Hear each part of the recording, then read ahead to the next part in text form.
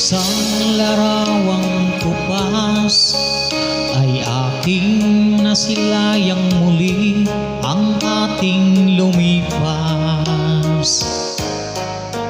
Kung may babalik ko lamang panahon at ang oras, hindi sana lungkot at pagsisisi ang dinaranas. Hanggang sa mga sandaling ito, di ako magbabago.